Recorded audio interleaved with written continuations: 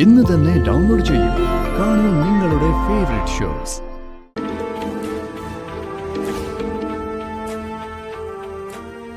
അംബികെ, എന്താ ഇത്? കഴിഞ്ഞതൊക്കെ മറന്ന് വീട്ടിനകത്തിങ്ങനെ ഒതുങ്ങിക്കൂടിയാ മതിയോ? പിന്നെ ഞാൻ എന്ത് ചെയ്യാനാ അംബികെ? എന്റെ മകളാണെങ്കി എനിക്ക് ഒരു സ്വൈര്യവും തരുന്നില്ല. അവൻ ആ നശിച്ചവൻ തിരികെ വരുമെന്ന് പറഞ്ഞ് തപസിരിക്ക അവള്. ഹോ, അവനെ കെട്ടോന്ന്. എന്നാലേ രമ്യയുടെ കഠിന തപസ് കണ്ട് സംതൃപ്തനായ ബ്രഹ്മാവ് അവളുടെ മുന്നിൽ പ്രത്യക്ഷപ്പെട്ടു.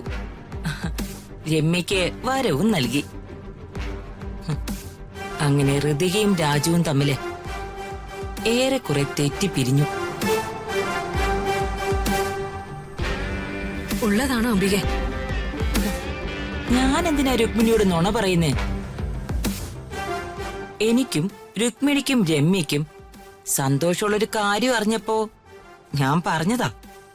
എന്റെ ദൈവമേ, നീ എന്റെ മോളുടെയും പ്രാർത്ഥന കേട്ടല്ലോ. എന്നിട്ട് അവളിപ്പോ എവിടെ അംബികെ?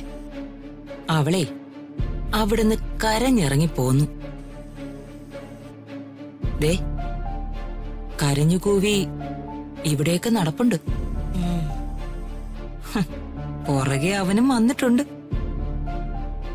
പക്ഷേ കോംപ്രമൈസ് ഒന്നും നടക്കില്ല. സംഗതി സീരിയസാ. എന്റെ ദൈവമേ, എത്രയും പെട്ടെന്ന് അവരുടെ ഡിവോഴ്സ് ഒന്ന് നടന്നു കിട്ടിയാ മതിയായിരുന്നു. അതൊക്കെ വളരെ വേഗം നടക്കും. ഒരു താലി കെട്ടിയെന്നല്ലാതെ അവര് തമ്മില് ഫാമിലി ലൈഫൊന്നും ഇല്ലായിരുന്നു. അതുകൊണ്ട് ഡിവോഴ്സ് കഴിഞ്ഞാലുടനെ രമ്യയും അവനും തമ്മിലുള്ള കല്യാണം നടത്താൻ നോക്ക്. അല്ല, അതിനി അവൻ സമ്മതിക്കോ? സമ്മതിച്ചേക്കും. ഇപ്പോ ഒരു സുവർണ അവസരമാ രുക്മിണിക്ക് കൈവന്നിരിക്കുന്നത്.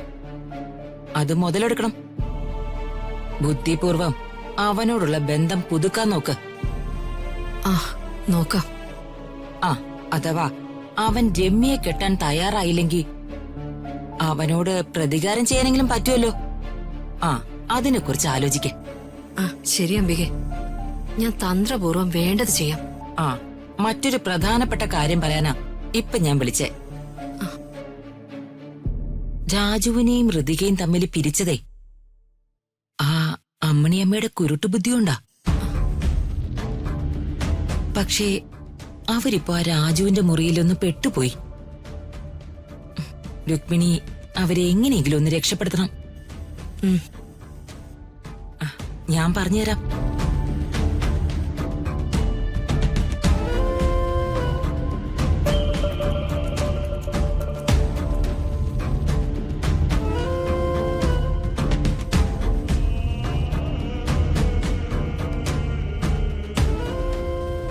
ശരി അംബികെ. എന്നാ രുക്മിണി ഫോൺ വെച്ചോ.